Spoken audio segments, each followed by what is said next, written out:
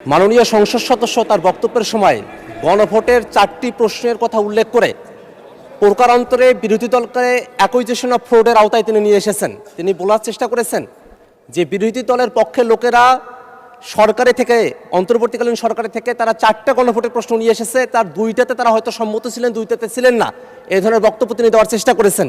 একই ধরনের কথা বিএনপির অনেক সংসদ সদস্যরাই আগে বলেছেন। কিন্তু একটা বিষয় মনে রাখা প্রয়োজন, মাননীয় স্পিকার, শহীদ প্রেসিডেন্ট জিয়াউর রহমান তিনি যখন গণভোটের আয়োজন করেন তার যে দফাগুলো ছিল সেখানে কিন্তু 19টি দফা ছিল মাননীয় স্পিকার।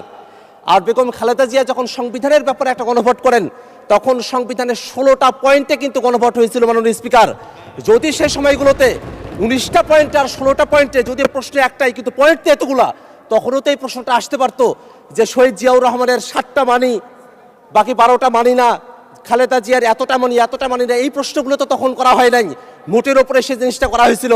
আর এবার যে গণভোটের প্রশ্নগুলো ছিল সেখানে খুব স্পষ্ট করেই কয়েকটা জিনিস কিন্তু ভাগ করা হয়েছে, অর্থাৎ কয়েকটা খুবই গুরুত্বপূর্ণ বিষয়, অর্থাৎ উচ্চকক্ষ পিআরের ভিত্তিতে হবে, সাংবিধানিক প্রতিষ্ঠানগুলোতে একটা নিরপেক্ষ বডির মাধ্যমে নিয়োগ হবে, এই বিষয়গুলোতে ক্লিয়ার কাট ডিসিশন দেওয়া ছিল, জনগণ যা ডিসিশন দিয়েছে সে অনুযায়ী সেগুলোকে হতে হবে। 30টা বিষয় ছিল যে বিষয়গুলোতে একমত হয়েছিলাম। এর বাইরেও কিছু বিষয় ছিল যে বিষয়গুলো যে দল যেভাবে তাদের ম্যান্ডেট পাবে সেভাবে তারা করবে, সেই সুযোগও সেই গণভোটের মধ্যে রাখা ছিল। অতএব গণভোটের প্রশ্ন নিয়ে বিভ্রান্তি তৈরি করার কোনো সুযোগ নেই, বরং গণভোটের প্রশ্ন না পড়ে তারা ভোট দিয়েছেন যদি বলতে চান সেটা তাদের দুর্বলতা, তাদের ব্যর্থতা, জনগণের উপরে সে ব্যর্থতা। অসংখ্য ধন্যবাদ মাননীয় সদস্য, অসংখ্য ধন্যবাদ মাননীয় চিফ হুইপ। এক মিনিট আমি তো পড়ে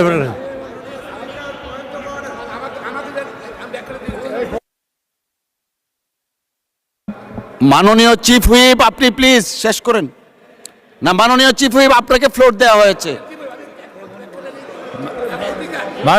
মাননীয় স্পিকার, আপনি সাকি সাহেবের বক্তব্য রাখতে দেন একটু, উনি কথা বলুক। আর যেটা বলতে চাই সেটা হলো মাননীয় স্পিকার, এটা পয়েন্ট অফ অর্ডার হয় না, এবং এটা হলো উনি বক্তব্য রেখেছেন, আবার অন্যরা যখন বক্তব্য রাখবেন তখন পাল্টা বক্তব্য রাখবেন, এটাই হলো নিয়ম।